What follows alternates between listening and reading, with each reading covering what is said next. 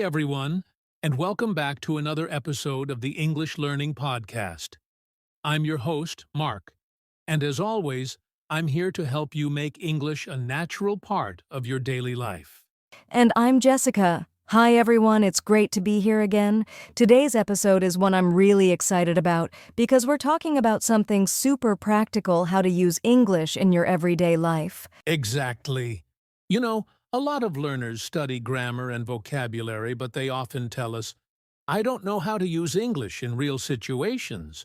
So today, we're changing that. Yes, we'll explore real conversations you might have during your day at home, at work, in public, and even when you're hanging out with friends. Right. We'll share useful expressions, small dialogues, and some pronunciation and cultural tips to help you sound more natural.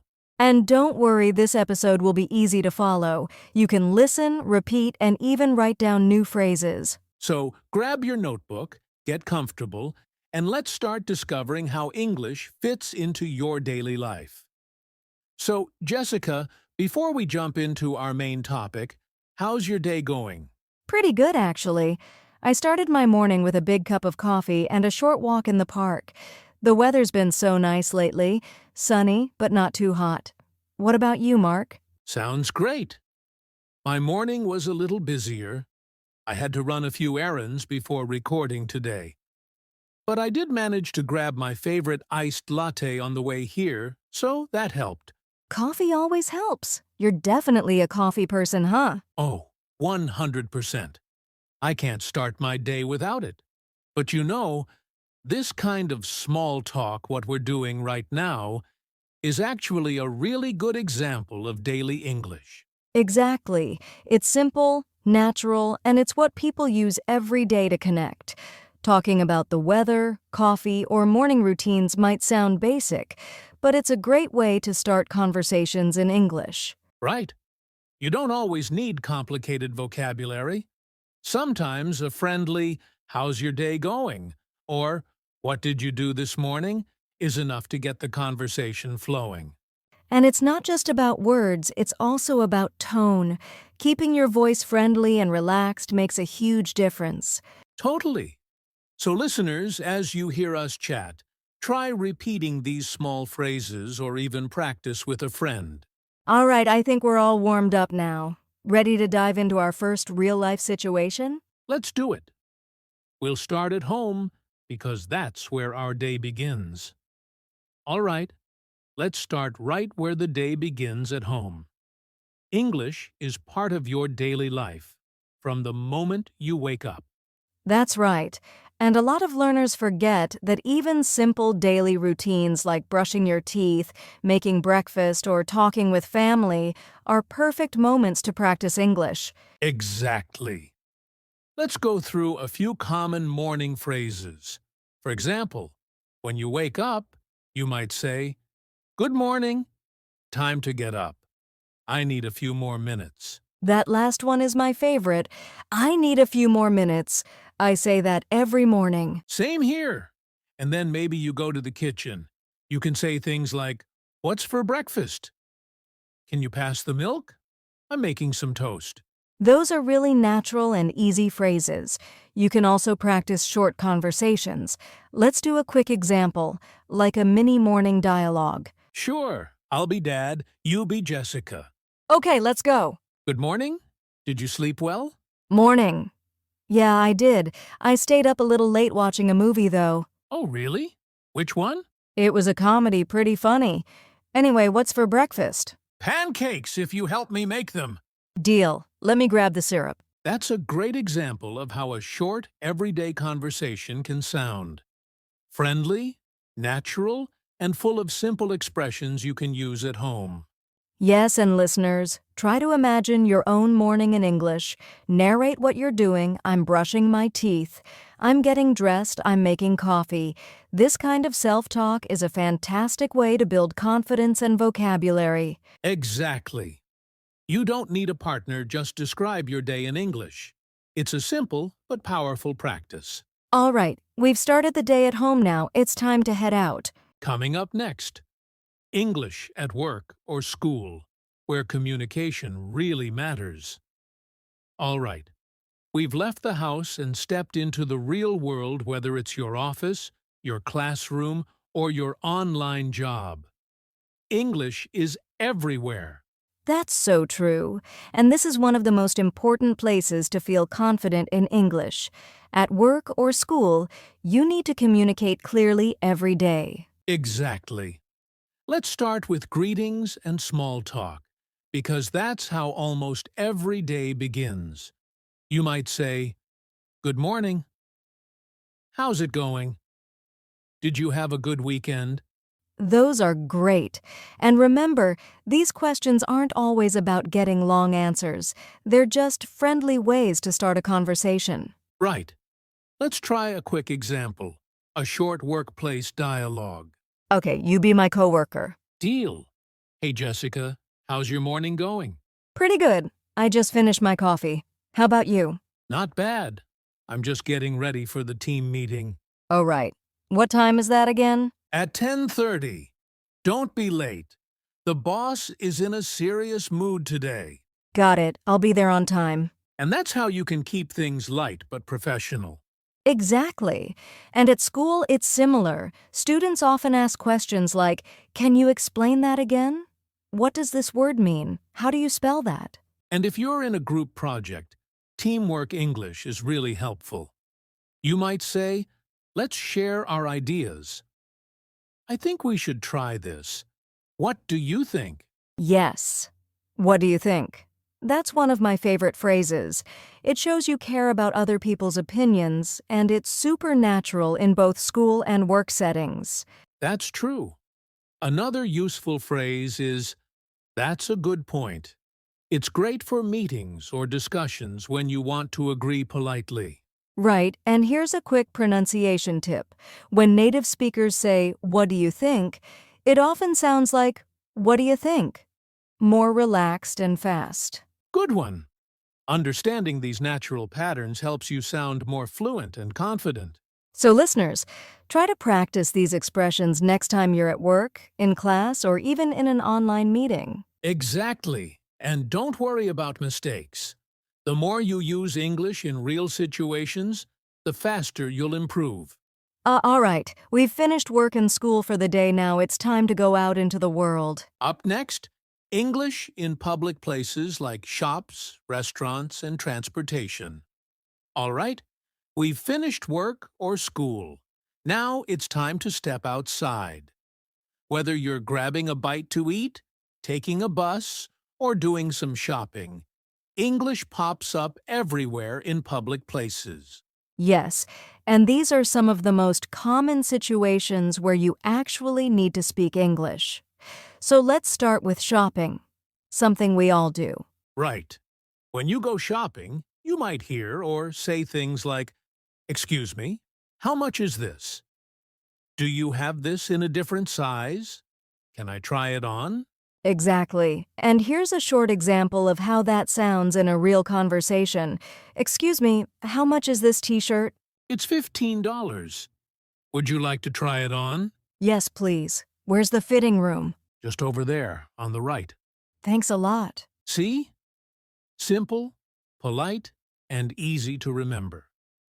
Words like "excuse me" and "please" make your English sound friendly and respectful. Absolutely. Now let's move on to restaurants, one of my favorite topics. Mine too. When you're eating out, you'll probably say things like, "Could I see the menu, please? I'd like the chicken salad. Can we have the bill, please?" And here's a quick restaurant example ready. "Hi, could I see the menu, please?" "Of course. Here you go. Can I get you something to drink?" "Yes, a glass of water, please." "Sure thing. I'll be right back." Short and polite, that's the key. Notice how Jessica said, "Could I see?" instead of "give me." It sounds more polite and natural. Exactly. And finally, let's talk about transportation like buses, trains, or taxis. Good idea. When you're traveling, you might need to ask, "Where can I buy a ticket? Does this bus go to the city center? How long does it take to get there?" And remember, if you're not sure, it's totally fine to ask politely. Most people are happy to help if you say, "Excuse me, could you help me, please?" Exactly. Being polite goes a long way. Plus, every time you ask someone a question in English, you're getting real-life practice. So, whether you're shopping, ordering food, or taking the bus, these are all great opportunities to use your English naturally. All right, now that we've spent some time out in public, let's talk about something more fun, using English with friends and in social situations. Yes, that's where your English really comes alive. All right, we've been productive. We went to work, did some shopping, maybe had dinner. Now it's time to relax and connect with friends. Yes, this is one of my favorite parts of daily English social English because it's all about connection and personality. Exactly. When you're talking with friends, the language becomes more relaxed, more natural. You'll hear contractions, slang, and casual expressions. Right. Let's start with something simple. Making plans. For example, you might say, "Hey, are you free this weekend? Do you want to grab a coffee? Let's catch up soon." Those are great, and they sound friendly and easygoing. Here's a short example of how that might sound in real life. Hey, Jessica, what are you up to this weekend? Not much, just planning to relax. Why? I was thinking maybe we could grab lunch on Saturday. Sounds good. What time? Around 1? There's a new cafe downtown. Perfect. I'll see you then. That's a supernatural way to make plans. Notice how we said, "What are you up to?" That's a really common and friendly way to ask, "What are you doing?" Yes, and another good phrase is "sounds good" or "sure thing." They're short but positive. Exactly. Now let's talk about expressing feelings or reactions because that's a big part of social English too. You might say, "That's awesome. No way. I can't believe it. That's so funny." Those short reactions make conversations sound alive and real. Let's try a quick example. Guess what? I finally passed my driving test. No way! That's awesome! Congratulations! Thanks. It only took me 3 tries. Hey, third time's the charm. Laughing. That's another common saying, "Third time's the charm." It means the third try is usually successful. Right, little idioms like that make your English sound more natural and fun. And here's a quick tip for listeners when you're watching movies, shows, or listening to songs. Write down some of these short reactions or idioms. Try to use them in your own conversations. Yes, that's how you start sounding more fluent and expressive. All right, we've relaxed and hung out with friends, but before we wrap up today's episode, let's give our listeners some practical tips for practicing English every day. Perfect idea. Coming up next, easy daily habits to make English a natural part of your life. All right, we've talked about using English at home, at work, in public, and with friends, but how do you actually keep improving every day?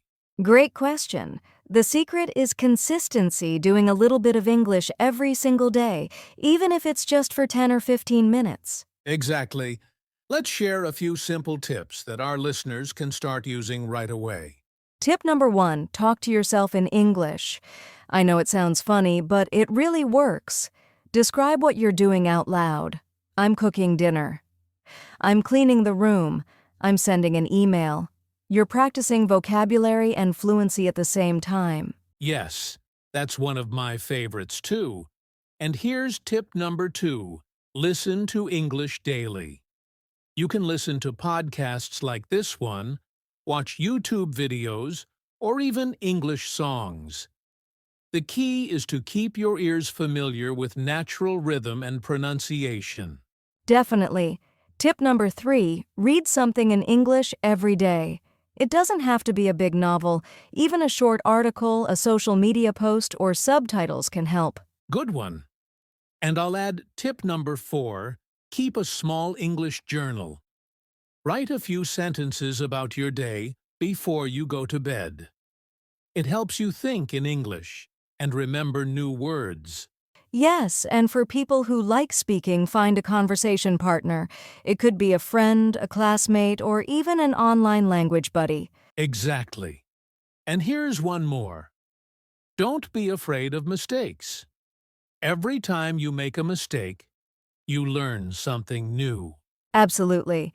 Learning English is a journey, not a race. The more you use it in your daily life, the more natural it becomes. So whether you're brushing your teeth, taking the bus, or chatting with a friend, there's always a little English moment waiting for you. Beautifully said. Thanks, Jess. All right, everyone, stay tuned. We've got one more quick segment to wrap things up. And that brings us to the end of today's episode, English in Daily Life. Wow, what a great session! We covered so much from morning routines and work conversations to shopping, social English, and daily practice tips. Exactly. I hope today's episode helps you see that English isn't just something you study, it's something you can live every day. Yes, every moment is a chance to practice at home, at work, outside, or with friends. The more you use English naturally, the more confident you'll become. And remember, don't worry about being perfect. Communication is more important than perfection. So true. And if you enjoyed today's episode, don't forget to like, subscribe, and share this podcast with your friends who are learning English too. And we'd love to hear from you. Leave us a comment or message telling us, how do you use English in your daily life? We might even mention your response in our next episode. Speaking of that, next time, we'll be talking about English for travel, how to feel confident speaking English at airports, hotels, and tourist spots. That's going to be a fun one. So make sure to follow the podcast so you don't miss it. Thank you so much for listening, everyone. Keep learning, keep practicing, and keep speaking English every day. Take care, and we'll see you in the next episode.